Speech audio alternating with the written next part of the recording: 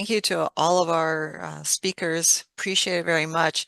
And I just wanted to highlight that uh, two of these presentations were, two of these projects, let's say, were funded by CIG grants. And that was our webinar last month about the preparation and and how to shape up CIG grants that serve our community. So that's archived, as I mentioned at the beginning of the webinar, for you to go back to and review if you're interested.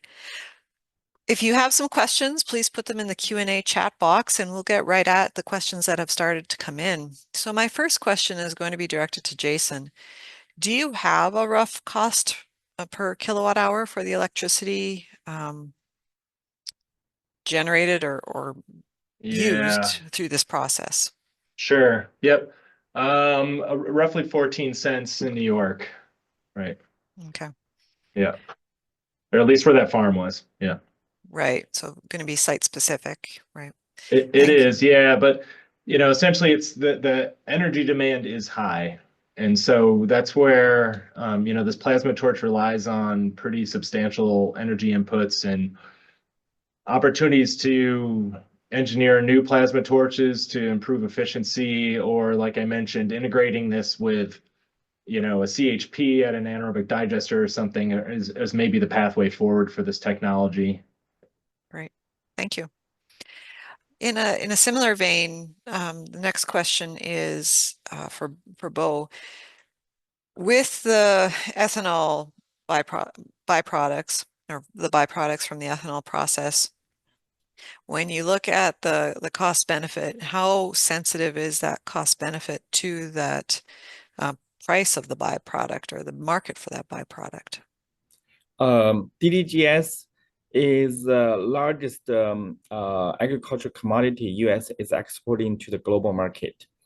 So right now the price is around $300 to $400, and roughly 20% of revenue from the corn refinery comes from the DDGS. So corn refinery, the major cash revenue comes from the ethanol.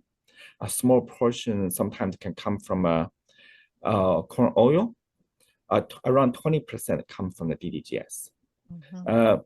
Our goal here is because it's primarily used in the cattle feed or in the cattle feed. So we want to see whether we can improve the digestibility to push more to the monogastric animal feed. Okay. Thank you. I'll stay with you, Bo, for another question here. And, when we talk about food waste, one of the sources of food waste is potentially our restaurants. And whether it's fast food restaurants or other types of restaurants, a large challenge with that is some of the other material that comes with the food, right? Wrapping material, for example. And so it might be a little out of the scope of the work you're doing, but is there a way, can we make a difference on what type of paper is used to deliver the product to the consumer, and how will that influence some of these treatment technologies? Yeah, food waste utilization, a lot of sometimes the barrier or the is from the regulatory point of view. So this is why we especially are careful in utilizing the post-consumption food waste. So for instance, if you mention like a food waste from fast food restaurants, they're kind of a mixture with all kinds of stuff. They can be like a beef, meat, beef, or sometimes even plastic in there. Right. So my personal opinion here is for the post-consumption food waste, I think it's probably better to go for the like anaerobic digester or like a composting site. So because the composition can be quite challenging to deal with.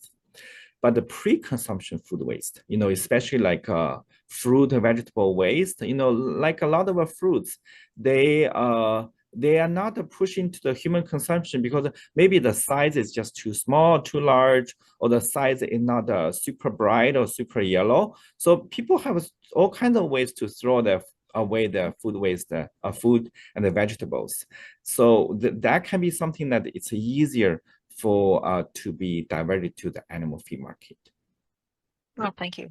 Thanks for that. Aaron, I wanted to actually correct my answer on the last one. I looked back through our report, which is available on Nutrient, and that farm actually had only a 7 kilowatt per hour electricity usage rate, so even cheaper. And we still came out to about 13 cents per gallon. I think there was a $12 per kilowatt demand charge as well.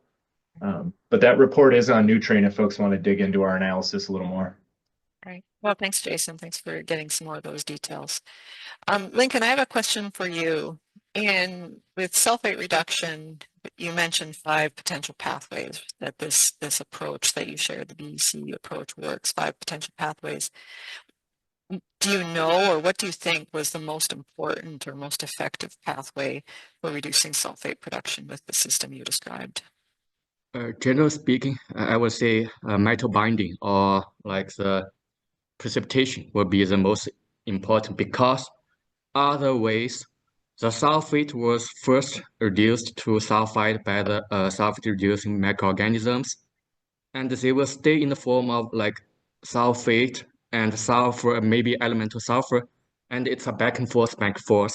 So finally, there still be emissions of hydrogen sulfide gases. But for the metal binding or precipitation, the sulfide will directly bind with the metal ions and precipitate in the solids, so significantly reducing the sulfide or hydrogen sulfide gas emissions. Well, thank you. It doesn't look like we have any more questions coming in right now, and it turns out that we're right at the end of the hour for our webinar. Again, I want to thank our speakers for their presentation, sharing these up and coming technologies that are at different stages of deployment. Some of them are at pilot scale, some of them are at a full scale test on one farm, and others are still somewhat conceptual. But either way, right, we need to stay informed of how these are working, and within our community, we build on these ideas and even move them between industries. So thanks to our speakers, and of course, thank you to all our audience members for participating. As you leave, you will be directed to a survey. We appreciate your feedback on these webinars now and in the future. Thank you all, and have a great day.